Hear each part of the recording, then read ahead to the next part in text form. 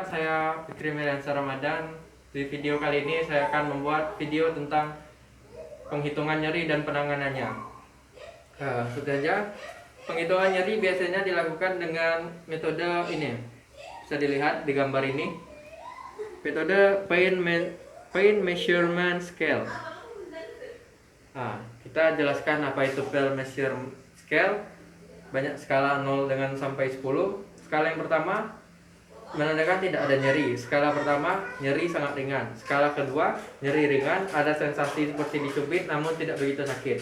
Skala ketiga, nyeri sudah mulai terasa namun masih bisa ditoleransi. Nyeri keempat, nyeri cukup mengganggu seperti nyeri sakit gigi.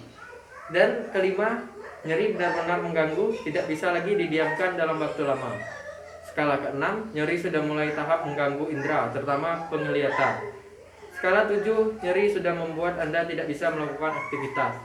Skala 8, nyeri mengakibatkan Anda tidak bisa berpikir jernih, bahkan terjadi perubahan perilaku.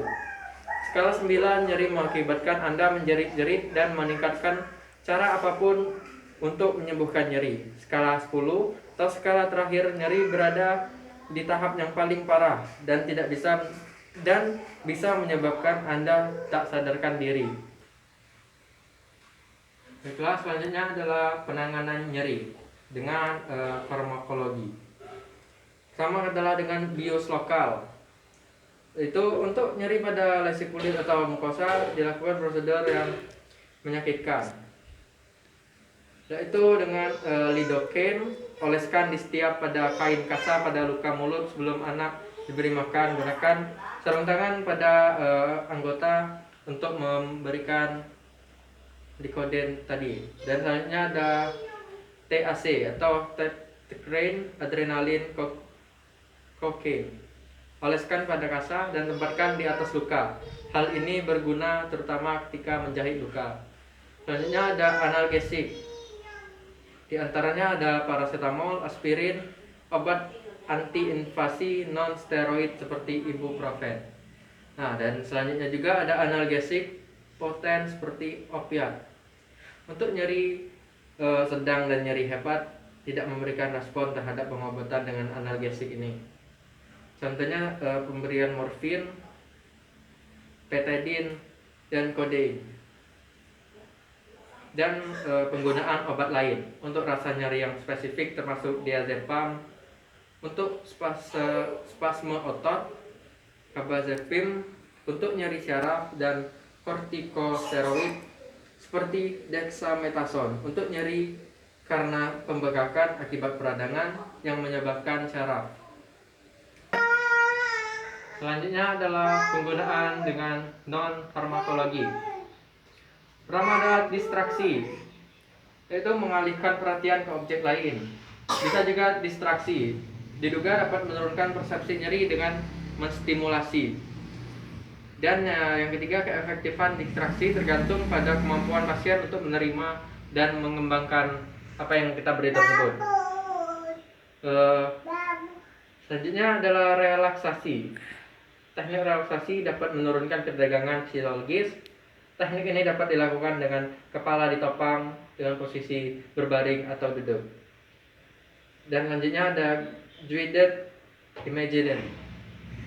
Atau kita bisa menggunakan ini dengan cara mengalihkan pikiran pasien ke hal-hal yang menyenangkan, misalnya menceritakan sesuatu keadaan yang indah pada pasien tersebut. Biasanya pasien diminta untuk memperhatikan imajinasi dia sendiri sekitar 5 menit 3 kali sehari. Berapa kali praktek mungkin diperlukan sebelum intensitas nyeri ini berkurang. Dan message merupakan manipulasi yang dilakukan pada jaringan lunak bertujuan untuk mengatasi masalah fisik. Dan ada juga pijatan dilakukan dengan penekanan terhadap jaringan lunak baik secara terstruktur ataupun tidak. Dan juga ada TENS, stimulasi efektif secara transkultural. TENS telah digunakan baik untuk nyeri akut atau kronik.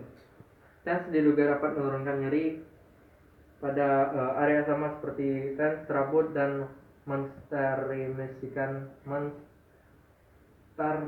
nyeri tersebut.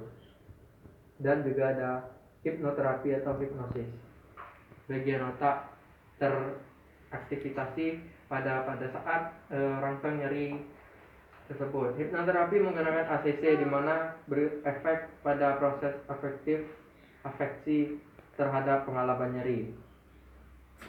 Dan yang terakhir adalah akupuntur. Akupuntur merupakan pengobatan yang sudah lama sejak digunakan untuk mengobati nyeri.